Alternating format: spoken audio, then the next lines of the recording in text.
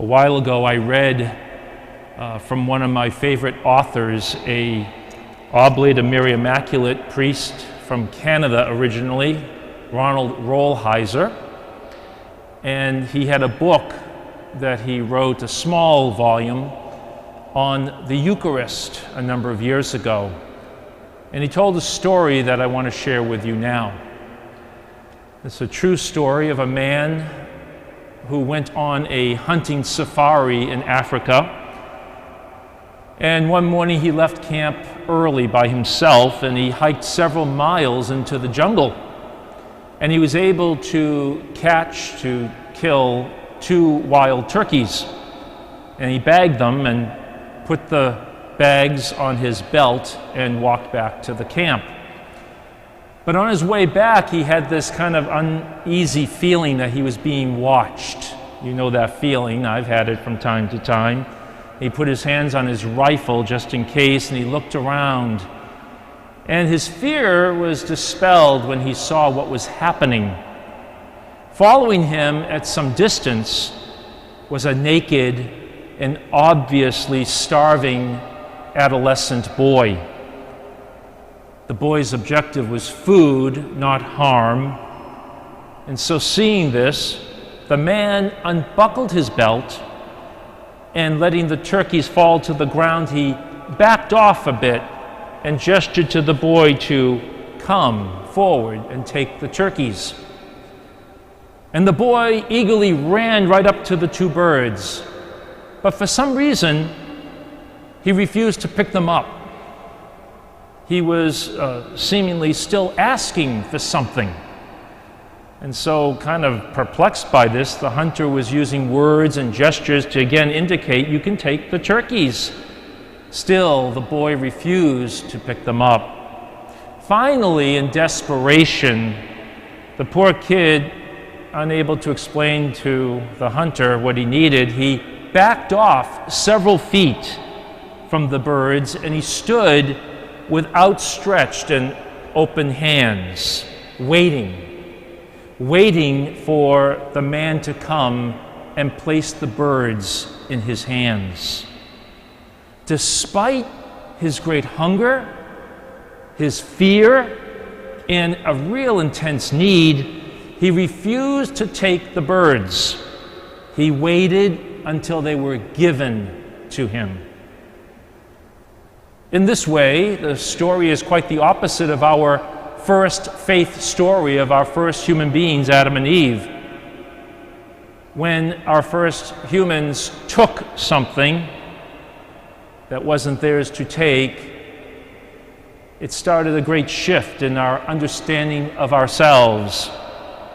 In our faith story, humanity quickly moved from the sense of awe in the presence of everything being a gift to a sense of I deserve something.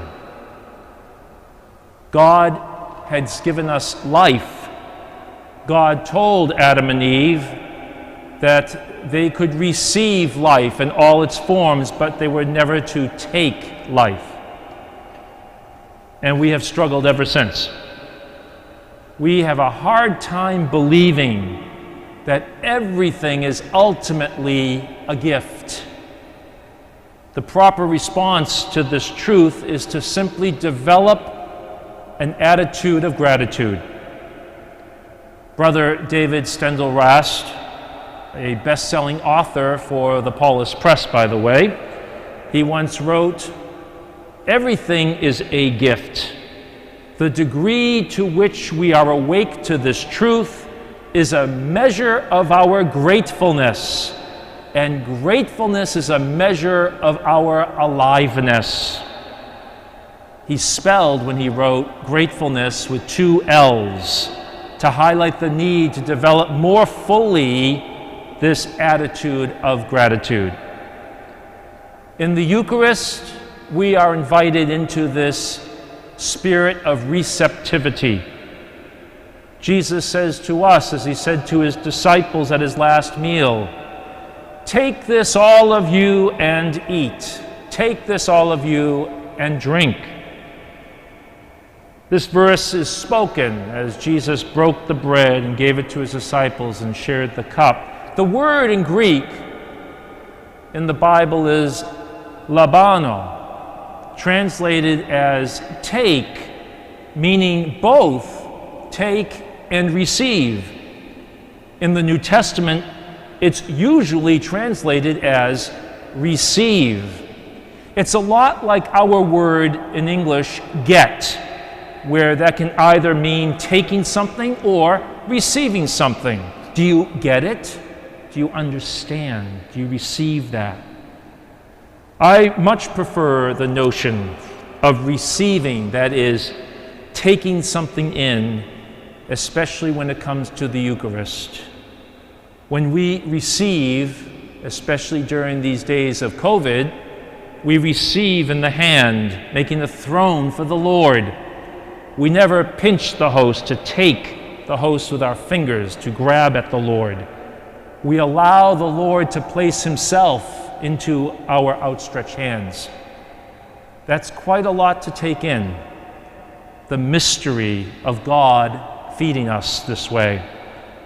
But again, with a deeper spiritual appreciation of the reality that everything is a gift, we can celebrate this very central act of worship, our Eucharist, Thanksgiving in Greek.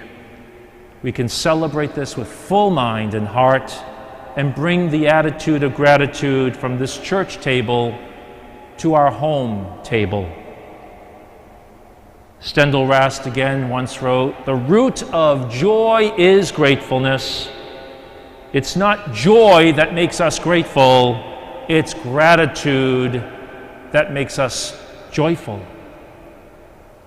Going forward now in this time of pandemic, we do our best to cultivate this spirit of thanksgiving. We can dwell on the losses we have each experienced this year, but let's face it, we have so much for which we are grateful.